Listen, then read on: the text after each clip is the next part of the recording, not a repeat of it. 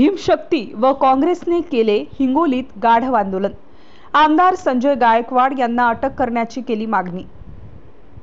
राज्यसभा खासदार तथा भीमशक्ती संस्थापक अध्यक्ष माननीय चंद्रकांत हांडोरे साहेब यांच्या आदेशानुसार बुलढाणा मतदारसंघाचे आमदार संजय गायकवाड यांनी लोकसभेचे विरोधी पक्षनेते माननीय श्री राहुलजी गांधी यांची जीभ कापणाऱ्यास 11 लाख रुपयांचे बक्षीस देतो असे भडकाऊ विधान केले।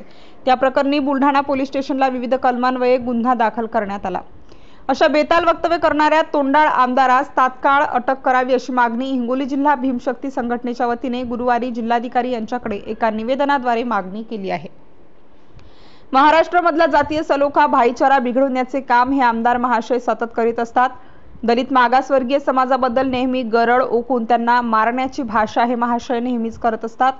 मागासवर्गीयांच्या आरक्षणाबद्दल या आमदाराला काहीही घेणं देणं नाही, मात्र अशी सनसनाटी विधाने करून सवंग प्रसिद्धी मिळवायची व सतत चर्चेत राहायचे हा एकमेव उद्देश या महाशयांचा असतो। राहुल गांधी यांच्या केसालाही टच पण करू शकत नाहीत हे माहीत असताना केवळ बड्या बाता करून प्रसिद्धी मिळवणे हाच एकमेव उद्योग या आमदाराचा आहे। अशा चिथावणीखोर आमदारास तात्काळ अटक करावी अशी मागणी भीमशक्ती व काँग्रेसच्या वतीने गाढव आंदोलन करून निषेध व्यक्त केला।